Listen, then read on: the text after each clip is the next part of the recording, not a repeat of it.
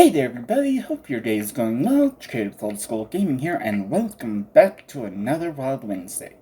So for this one, there's not really much more in the way of either Super Mario World or Super Mario 64, and Conker's Bad Fur Day, haven't found a single one.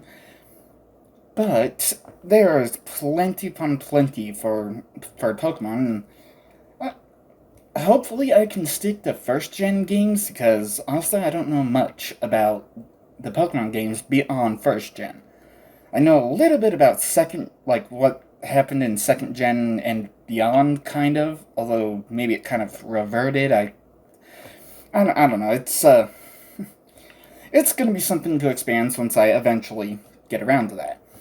But for now, well, First Gen Pokemon is pretty much going to be almost all I do, unless I find something else, which is very well possible.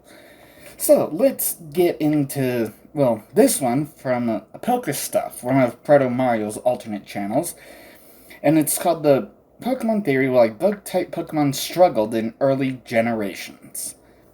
Well, hell, even before the video starts, if I had to kind of guess why, I would say because, well, they start out super weak, barely knowing anything, and they have to evolve in order to start learning. And also, of the two first bug types that you can possibly get, there's Caterpie and Weedle. Caterpie is just a plain bug type, but Weedle is also poison. And poison definitely got the short end of the stick in First Gen. So, that's just what I would say initially, but let's see what Proto Mario's channel of PokeStuff has to say. Let's get into it. Pokemon makes no sense, but not in the way that, like, the anime literally makes no sense, or anime logic, or manga, or anything like that. Something has bothered me for a very, very long time, and it's the lack of bug types and bug moves, especially in Generation 1. And this is because the game was founded on the principle of bug hunting, collecting bugs and trading bugs. Seems like a great idea, a match made in heaven, Pokemon being filled with bug types. Well, actually, I would say that's more just the initial area. Like, starting out, there's, a ton of bug catchers everywhere. And actually, bug catching is kind of a summer pastime in Japan. Kids will go out with nets and little plastic see-through crates. They'll, catch bugs, put them in there, and then they will all, compare. Like, oh, hey, look at, all these different cicadas and stag beetles that we caught. Different things like that. So starting off with that is definitely appealing to, the initial audience that Nintendo would have, which would be the Japanese kid audience. And then, as it gets released out, personally, I never really caught bugs, but, I saw a bunch of, fireflies out in the backyard plenty of times when I was a kid. And, catching the different bugs, it was kind of annoying, just all the bug catchers.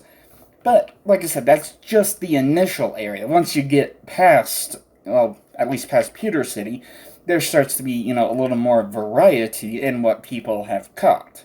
Thankfully. Not much of a variety, but not just bug catchers. So today's theory will be discussing just that.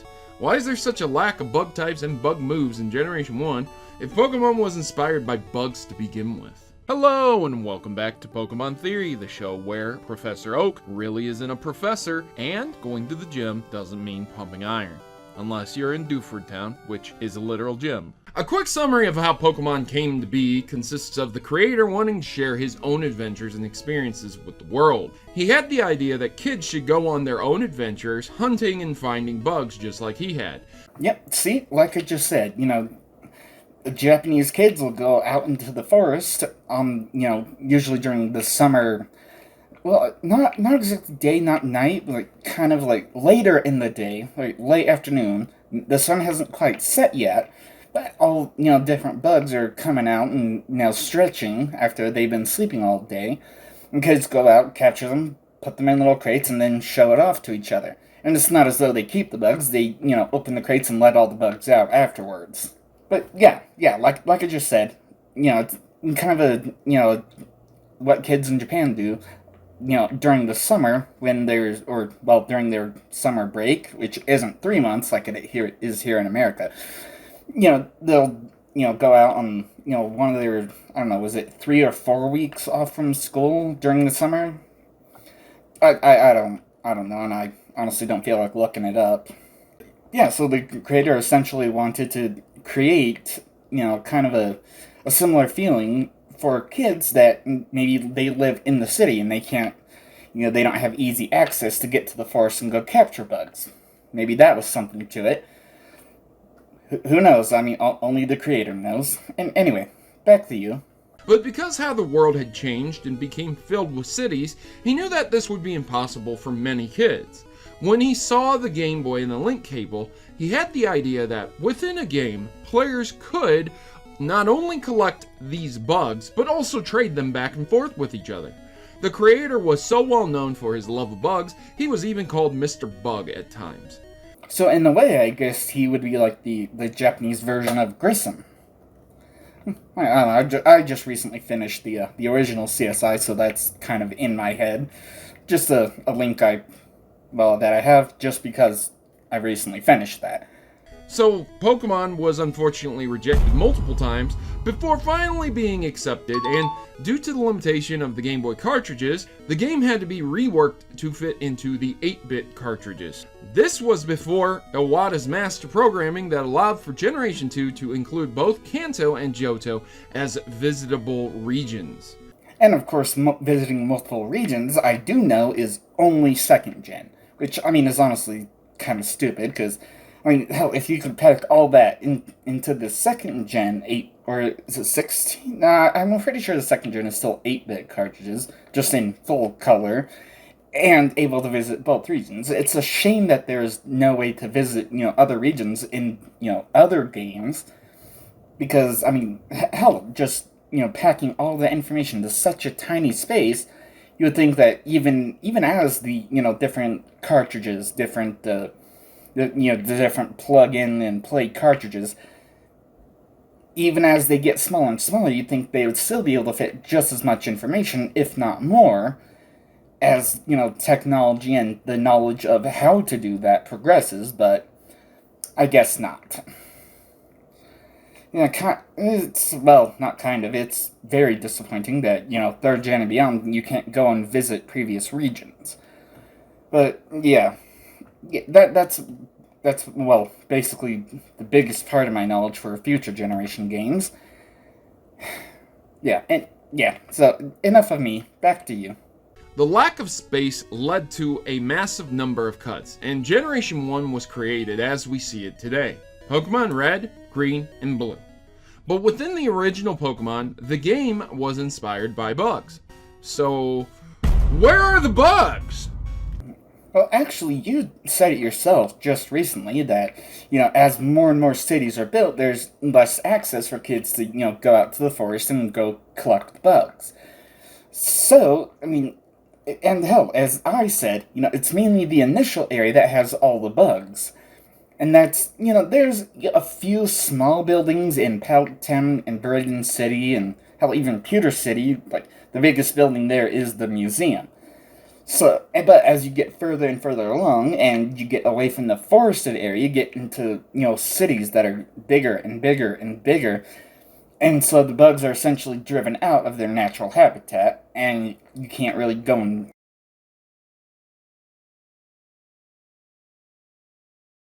As I was saying, you can't really, have quick access to the forest, as I bit my own lip. Damn it. Okay, I'm definitely gonna let you go on for a bit as the pain goes away slowly. In Generation 1, we are given Pokemon like Butterfree, Beedrill, Venomoth, Pinsir, and Scyther, along with Parasect. Though many people consider Parasect to be more of a grass-type Pokemon because of its unique Spore attack, along with its other abilities. But it's still a bug all the same. Things get worse when you look at the move list though. Leech Life, String Shot, Twin Needle, and Pin Missile. None of these moves' base power is above 20. What gives? Bug Pokemon inspired the game. Bug Pokemon were supposed to be able to destroy any OP Psychic type Pokemon. Not that there was like any OP Psychic type Pokemon in the game at all, or even a final boss that might have been an overpowered Psychic type Pokemon. No, that didn't happen. Nope. Yet, not only are they not resistant Psychic types, but many of them don't even have decent attacks to counter them. Leech Life! Woo boy! Gonna destroy Mewtwo with that bad boy. Let's go, Venomoth. Oh, wait! No! Because Venomoth is dual poison type. Whoopee! Psychic Crush my Venomoth. I'm dead. Yay! Yeah, as I said at the beginning, poison types really got the short end of the stick in First Gen. That's... I wouldn't really say that's the creator's fault. I would more like say that's Nintendo's fault for just like trying to rush the game. Because, I mean, hell, there was so many Pokemon that had to be deleted, and even though they were hell, even on your own computer, like, if you delete something, the files are still technically there until they get overwritten. But with, the first-gen Pokemon data, there was nothing to overwrite. It was just, okay, delete all this stuff that we haven't finished, and release with what we haven't finished.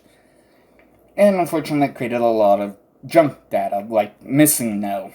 Right, hell, there was even the thing that, like, in the first gen, that ghost types are supposed to be super effective against Psychic. Thing is, like, Nightshade, the absolute most powerful ghost type move, it does damage a Psychic type pretty decently, but, I mean, one Confusion, one Psychic, one Psybeam, whatever have you, on the Ghost, and because of that secondary poison typing, oh, boom, one hit KO. And hell, even all that deleted data, I mean, I don't know for certain, but maybe there was supposed to be, like, more bug-type moves that did more damage than just the initial, like, Leech Life and Pin Missile and whatever. But unfortunately, we'll never know. Or hell, maybe they did kind of balance that out in second gen. I don't know for certain. It's a possibility. Yay. Oddly enough, a very silly programming glitch will cause Lance's Dragonite to lose to a Venomoth because it views Venomoth as a poison type and causes Dragonite to spam a psychic attack. But it's not psychic, the move type is psychic, making Dragonite prime prey for any type of poison type Pokemon. But yeah, a Venomoth can take down Dragonite, so there's that. Yeah, in the first-gen games, the AI's choice of, whatever move to use is, well, kind of screwy. It's not the best at all. I mean, hell, it's not even just Dragonite. I mean, if you put up, certain Pokemon against other Pokemon, you can easily outmaneuver them and do whatever you want, more or less. Except for Pidgey. Pidgey and the goddamn sand attacks. Generation 1! Anyways, bug types are handicapped even further in Generation 1 by being dual poison for the ones with the bug type moves. Scyther and Pinsir are pretty awesome, but they don't have bug type moves. I mean, there's no Mega Horn in this generation, which leads to my original point. Why? I mean, the aforementioned Parasect is a pretty cool Pokemon, but it's extremely slow, and Spore is supposed to be its unique attack. So, yeah, Leech Life isn't really going to do much. It's a weak attack anyways. Why? However, when Generation 2 was introduced, there was still a massive lack of bug type and bug moves. Well, hell, I'm just gonna have to take your word for that for now, at least until I eventually get around to the second-gen games. Who the hell knows when that's gonna be. Grinding legitimately definitely takes a long time. And hell, as for the Paris you were just mentioning, yeah, it's definitely extremely, not just slow in stats, it's extremely slow to, learn anything. It takes so damn long just to, get to the next move to be learned. This Generation 2, meaning they were able to put in a lot of stuff that was lacking from Generation 1, and yet here we are, once again, with a lack of bug-type moves and bug types. Looking at the introduction of Generation 2, we were given Pokemon like Pineco, Fortress, Heracross, Scizor, Spinarak, and Ariados. 5 Pokemon were added, yet only 3 new bug-type moves. Wow, 3. 3. Literally less than Generation 1. Megahorn, Spiderweb, and Fury Cutter. Megahorn being one of the best moves for bug types, and one of the best moves across multiple generations as well. It can only be learned by a certain Pokemon.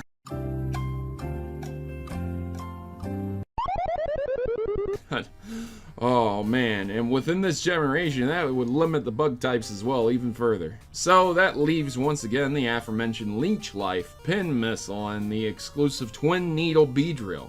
We can choose to have a spider that can trap enemies from running with Spiderweb. Cool, but Mean Look does the same thing, doesn't it? Or we could teach Fury Cutter to tons of other more useful Pokemon.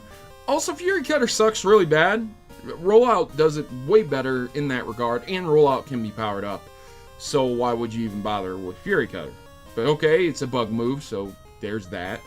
And the best bug moves in both of these generations, they're either extremely limited to Heracross with Megahorn or Beedrill with the Twin Needle. They're both pretty exclusive, at least in this generation.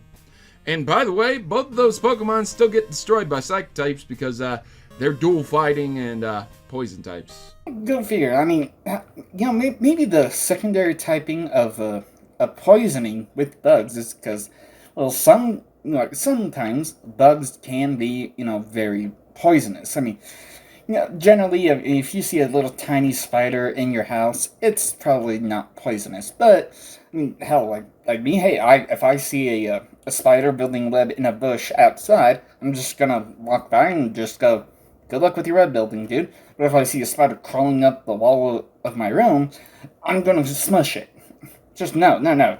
You are not supposed to be in here. Get the hell out. Yeah, you're gonna meet your maker today because you just entered an area where you're not supposed to be. But anyway, as I was saying, the dual typing for poisoning could be because a lot of bugs are poisonous. I mean, hell, in Japan there is that, giant hornet whatever, which, I mean, if you get hit with that even just once, yeah, you pretty much want to, sign off your will and make sure all your affairs are in order within the next half an hour, because most likely you're going to kick the bucket. So what gives? Seriously? Why were bug Pokemon so limited and weak, if even after the introduction and the freed limitations of Generation 2, it still did nothing for them? Well, I have a few theories on this, a few answers that might actually do something. While I can't confirm 100% any of this, again, I'm not the creator, I don't work for Pokemon, I like to present the idea that developers of the time had a wide audience voting on these kinds of Pokemon that they wanted to see. Recently in interviews, we were told and shown pictures of Pokemon that were voted on. And since these Pokemon were voted on, the unused Pokemon were cast aside due to not being voted for enough. A lot of those designs were never used, not even recycled in way later on. They were either ultimately changed completely or just never used, never to be seen again. And while this might be a good indication for why there are not many bugs influencing the game, there might be another one as well. Really? Now that's interesting. I mean, hell, that's kind of what I would have gone for. It's just, hey, there's so much getting deleted because the game was essentially, rushed into being pushed out that, so much was deleted and a lot of things were overlooked. I mean, hell, like, Elixir and Ether are both exactly the same thing, but for some reason they have different names. And hell, there's a whole host of glitches in the first gen games, partly because of all the garbage data that's still there, it's just not accessible, at least not through normal means. But hell, if you have a second theory as to why, I mean, wow, we're almost done with your video, so yay for me at least. Well, let's find out what your potential second theory is, and I can either agree with it or try my own counter argument. Let's see what's going on. The first Pokemon really created was Rhydon. Now, the game was supposed to be based upon the idea of collecting bugs. It's interesting that there's a lack of bugs, but looking at the first Pokemon can show that the creator had moved on from this idea, and that it should be more than just about bugs, but rather about different creatures. The bugs that appear in the beginning of the game are clearly weaker and meant to be used as an introduction to show how evolution works in the game. As the game progresses, the more useful bug types are accessible, like Paris on Mount Moon, and then later ultimate bug types like Scyther with Slash and Pinsir with Guillotine, way later on in the Safari Zone and the Game Corner, following the simple RPG formats of weaker to stronger as time progresses. And finally, dual types play a big part.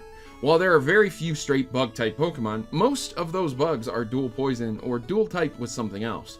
The other typing takes precedency to what the bug typing is, especially the poison types, as many bugs are considered to have poison in real life, albeit weak poison. Venomoth, Beedrill, Ariados, and their prior evolutions all being dual bug poison types.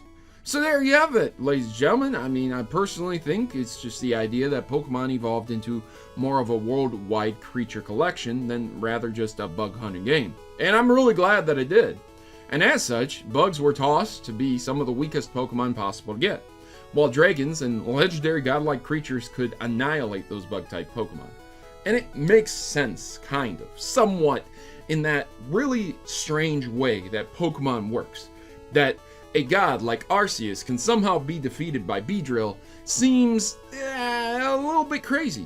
But stranger things have happened, and yes, that can be done. But is it likely? No. And the stats of those Pokemon definitely reflect that. So ladies and gentlemen, I hope you guys enjoyed this video. If you did, make sure to leave me a big thumbs up and let me know with a subscription down in the section below. You can comment all you want to your heart's content. Tell me what you think about this theory. Do you think this is right? Do you think it's wrong? Do you have another reason why there's less bug-type Pokemon out there? Well, okay, that's the end of your video. I wouldn't really have another reason why there's less bug types. I mean, hell, going into, from just capturing bugs to, capturing a whole bunch of different types of creatures, from, plant type to rock type to, the legendaries, the, god type. Yeah, I mean, pretty much everything was already covered. I mean, hell, it's, living inside the city, don't exactly have easy access to get to a forest. And, so on and so forth. Now, if it was just capturing bugs, that would, just looking at just the bugs, only the bugs that are available, it would get, kind of dull unless there was, some kind of variety instead of just, these things that, as you even said, rely heavily on evolution in order to actually learn something. And there's not really much more to say. Like I said, everything was already covered throughout this video. So yeah, and hell, as for future Wild Wednesdays, well, at least Proto Mario has, Proto Mario and PokeStuff, and I think he has at least 1 or 2 alternate channels. I'm not 100% certain, but yeah. At least I will have plenty upon plenty of Pokemon content, so that way, hopefully Wild Wednesday doesn't have to go on hiatus until I find something.